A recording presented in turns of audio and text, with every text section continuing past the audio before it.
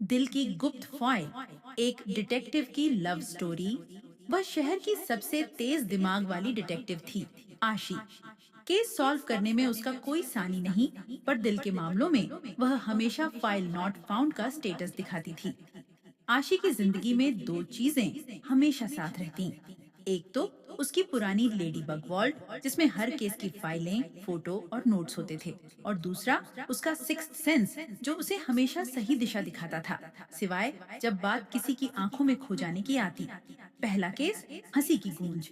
एक ठंडी शाम शहर के पुराने थेर में एक रहस्यमय घटना हुई। शो के दौरान स्टेज पर एक अज्ञात व्यक्ति ने अचानक लाइट्स बंद कर दी, और फिर एक तेज हंसी की गूंज पूरे हॉल में फैल गई। दर्शकों में अफरा तफरी मच गई, पर कोई भी नहीं देख पाया कि वह कौन था। थिएटर के मैनेजर ने आशी को बुलाया।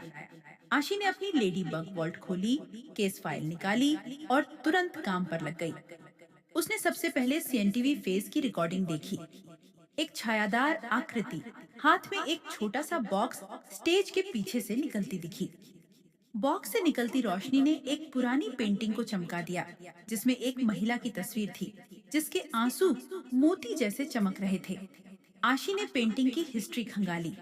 पता चला कि वह पेंटिंग 1972 की है, एक मशहूर कलाकार की, जिसका नाम राहुल वर्मा था।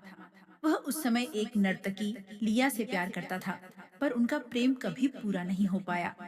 कहा जाता था कि लिया ने एक रात इस पेंटिंग को बनाते समय गुप्त रूप से अपना दिल का टुकड़ा, एक छोटा हार, पेंटिंग के पीछे छिपा दिया था। आशी ने सोचा, शायद इस हार को ढूंढने वाला ही इस हंसी का कारण है। उसने पेंटिंग को सावधानी से हटाया, और पीछे एक छोटा लव लेटर मिला, जिसमें लिखा था, जब तक तुम नहीं मिलोगे, मैं इस हंसी को कभी नहीं रोकूंगा। इसी बीच थेयर के पीछे एक आवाज आई, आपने मेरे दिल की गुप्त फाइल खोल दी, डिटेक्टिव। वह आवाज एक लड़के की थी, जिसने काली जैकेट पहनी थी और आंखों में चमक थी। वह था निखिल, एक फ्रीलांस फोटोग्राफर, जो अक्सर आशी के केसेस को फोटो में कैप्चर करता रहता था। दूसरा केस, फाइल की लिपि। निखिल ने बताया कि वह उस रात थियर में एक असामान्य फाइल की तलाश में आया था, एक पुरानी डायरी, जिसमें राहुल वर्मा की लिया ने लिखी हुई प्रेम कहानी थी। वह इसे खोजकर एक बड़े आर्ट गैलरी में बेचना चाहता था, लेकिन तभी लियाने की आत्मा ने उसे रोक दिया, और वह हंसी की गूंज बन गई। आशी ने निखिल की बात सुनी और समझा कि यह केस सिर्फ एक चोरी नहीं, बल्कि एक अधूरी प्रेम कहानी को पूरा करने का मिशन है। दोनों ने मिलकर पेंटिंग के पीछे छिपे हार को खोजा।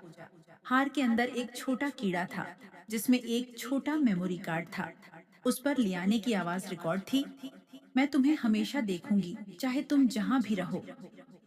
आशी ने वह आवाज निखिल को सुनाई। निखिल की आंखें नम हो गईं। उसने बताया कि वह लियाने का वंशज है, और उसके दादा ने उस हार को बचाया था, पर कभी नहीं बताया कि वह किसके लिए था। अब आशी की मदद से वह लियाने की आखिरी इच्छा, उसके प्रेम को याद रखना, को पूरा कर सकता था। दिल की फाइल खुली, केस सॉल्व हो गया, पर आशी के दिल में एक नई फाइल खुल गई, निखिल की। वह अक्सर उसके साथ केसेस में साथ जाती, हर मोड़ पर उसकी तेजी और समझदारी की तारीफ करती। निखिल भी आशी की डिटेक्टिव माइंड को पसंद करता, उसकी हर छोटी छोटी बात को नोटिस करता। एक दिन जब वे दोनों एक पुरानी हवेली में छिपे हुए खजाने की तलाश में थे, तो अचानक बिजली गुल हो गई।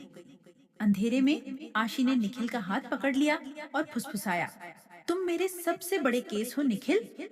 निखिल ने मुस्कुराते हुए कहा, और तुम मेरी सबसे बड़ी रहस्य, आशी। उस रात हवेली की दीवारों पर लियाने की पेंटिंग की छाया चमकी, और दोनों ने एक दूसरे की आंखों में वही चमक देखी, जो कभी नहीं फीकी पड़ती। उनका प्यार एक गुप्त फाइल बन गया, जिसका कोड सिर्फ दो दिल जानते थे, डिटेक्टिव प्लस फोटोग्राफर इतराज। अंतः आशी ने अपनी लेडी बग वॉल्ट में एक नई फाइल जोड़ ली, लव केस, निखिल एंड आशी। और हर बार जब कोई नया केस आता, तो वह अपनी वॉल्ट खोलते ही पहले निखिल की फोटो देखती, फिर केस की फाइल। क्योंकि उसे पता था, दिल की गुप्त फाइल कभी नहीं सॉल्व होती, वो बस हमेशा के लिए इन प्रोग्रेस रहती है।